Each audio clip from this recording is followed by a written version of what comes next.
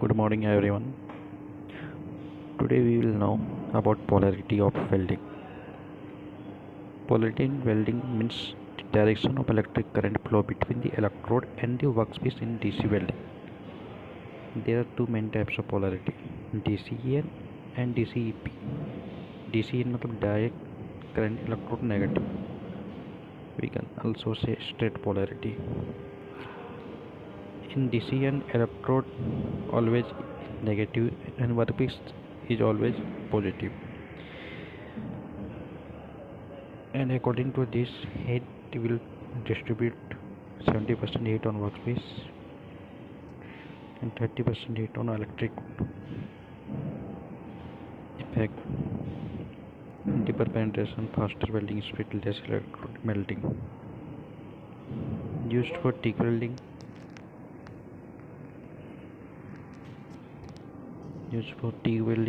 Thin electrodes, metal needing deep penetration, steel, stainless steel.